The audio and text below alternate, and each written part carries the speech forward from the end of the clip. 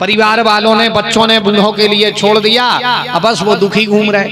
हाँ, कहने का भाव वो कहते ना कि कलयुग में सबसे ज्यादा दुखी हैं तो दो दुखी हैं। कौन कौन? एक गऊ और एक बहू।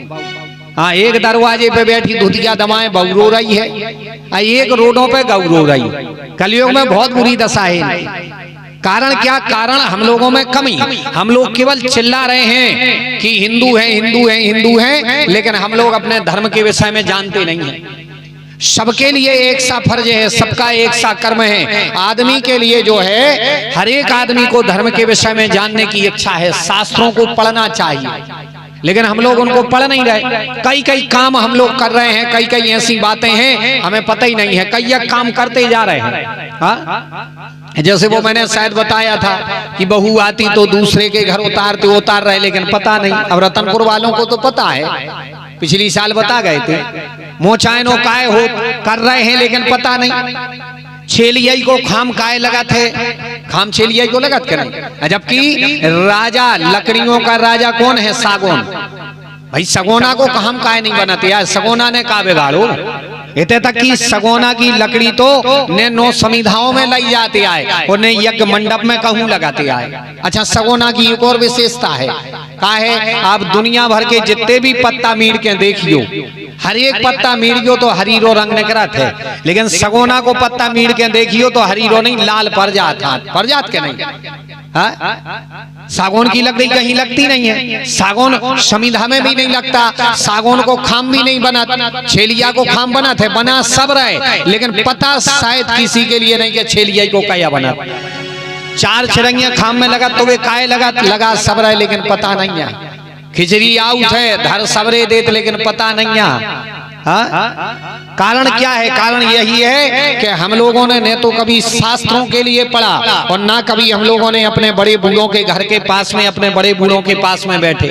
भाई बूढ़ों के यहाँ बैठने का समय नहीं है, कथाएं सत्संग होती हैं तो सुनने का समय नहीं है, पुराण और पुस्तकों के लिए पढ़ने का समय नहीं है। सो बस करते जा रहे और पता कुछ नहीं है। सो धीरे धीरे होता यह है कि कई लोग हम लोगों को भ्रमित कर देते, अरे वो तो ऐसा ही है और खाम को करने का है। कई लोग आजकल कहने लगे, अरे बोले कुंडली मिलाओ चाहे नहीं मिलाओ, वे तो सब बढ़िया हो जाता। जबकि मालूम, शादी में बेटा और बेटी का विवाह नहीं होता है, बेटा और बेटी की शादी नहीं होती है। विवाह के समय एक कुल के देवता दूसरे कुल के देवता के लिए पूजते हैं, इसीलिए शादियों में बहुत सी चीजें मिलाई जाती हैं।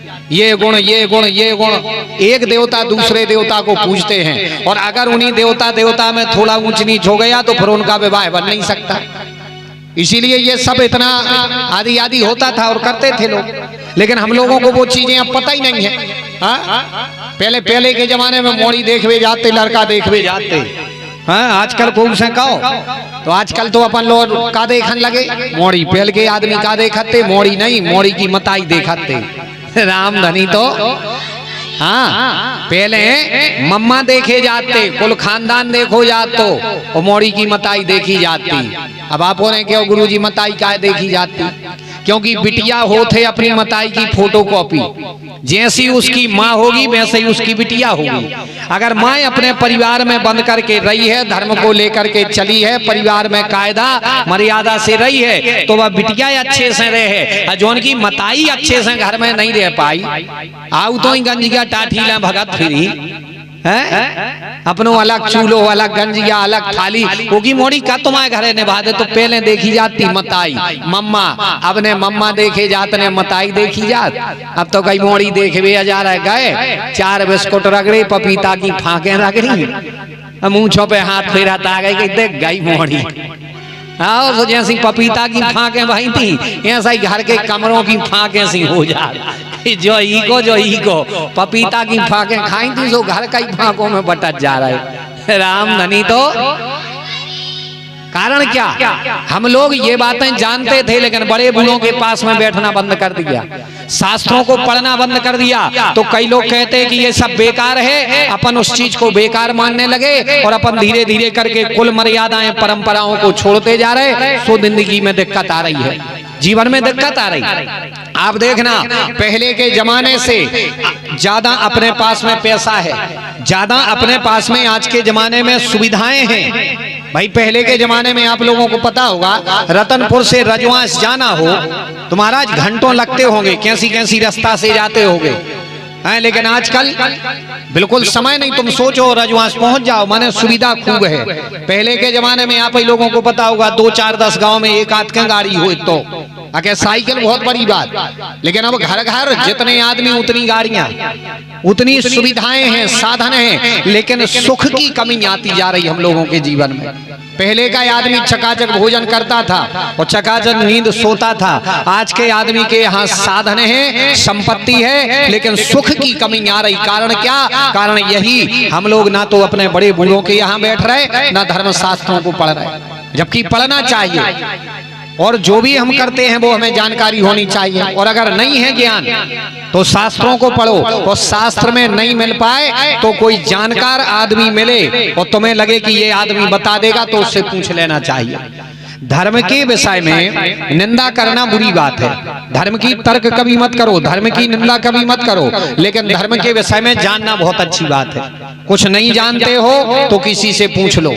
आज ये कहने लगे सरकार आप धर्मशास्त्रों को जानने वाले हैं, हम आपसे एक प्रश्न पूछना चाहते हैं। हमारे मन में धर्म को लेकर के 6 जिज्ञासाएं हैं। बोले कौन कौन सी? तो देखना 6 प्रश्न उन्होंने क्या पूछे। 6 प्रश्नों में ये कहने लगे सरकार हमारा पहला प्रश्न है कि धर्म क्या है? धर्म क्या है?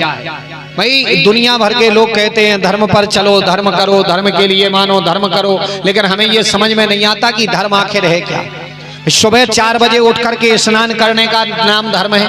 100 ग्राम चंदन लगा करके पेड़ों से उल्टे लटक जाओ, उसका नाम धर्म है। विवाह करने के बाद में बच्चे उत्पन्न करके उनको पालते पोसते रहो, उसका नाम धर्म है। या फिर बाबा जी बनकर के जंगल चले जाओ, उसका नाम धर्म है। पूरी जायदाद दान करके बड़े बड़े मठ मंदिर बनवा दो, उसका नाम धर्म है। या गृहस्थी का जीवन जीते रहो, महल पर महल तानते रहो, उसका नाम धर्म है। भाई आखिर धर्म क्या है?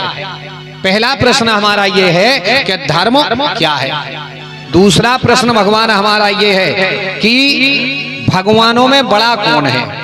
भाई लोग अयोध्या जाओ तो लोग कहते राम जी बड़े हैं, वृंदावन जाओ तो लोग कहते कन्हैया जी बड़े हैं, और वैष्णो देवी जाओ तो लोग कहते दुर्गा जी बड़ी हैं। तो हमें ये समझ में नहीं आता कि भगवानों में बड़ा कौन है।